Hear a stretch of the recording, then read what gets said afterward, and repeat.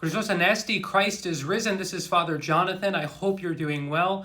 I wanted to continue our conversation about the virtues in the Christian tradition. Now, yesterday we reflected on the virtue of self-control, something that is at the heart of many of the practices that we do as Orthodox Christians.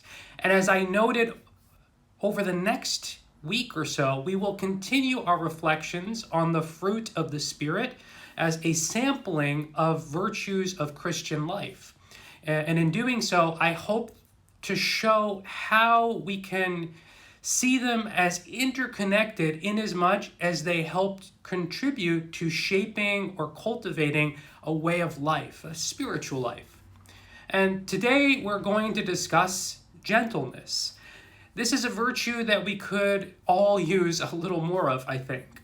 It is a way of being that is marked by a meek attitude and behavior, which stands in contrast to harshness in one's dealings with others.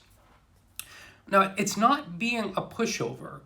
It's recognizing the world to be what it is without being swayed by it. It's a humble strength to meet what we are confronted with patient endurance and openness. Our chief example of this, of course, as with all the virtues, is Christ. We acquire this virtue over time through watchfulness and self-control. We might be inclined to react immediately to a situation or a person, but if we can get into the habit of pursuing this gentle spirit by pausing before we act, really interrogating the thoughts and feelings we have, we will be less inclined to harsh outbursts, which are, of course, a sign that we are deficient in the virtue of gentleness. One final note about this very important virtue: it is not a way of being towards others only.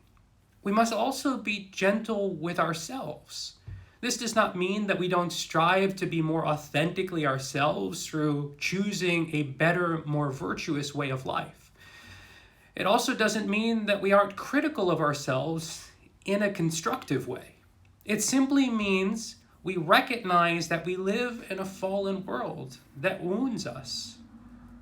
We have wounds and traumas that contribute to our choosing the not so good over the good sometimes.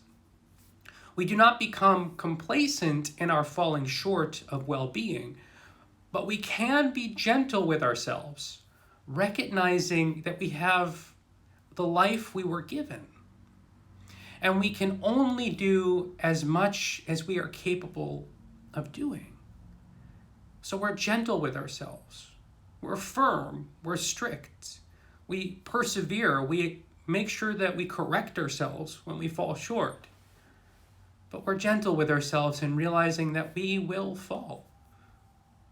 We live in a fallen world and we'll come up short sometimes.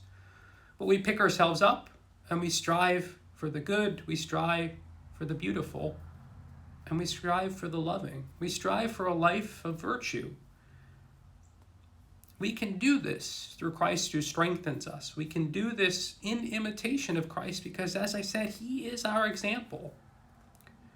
And even when we fall short, it's not the end of the story.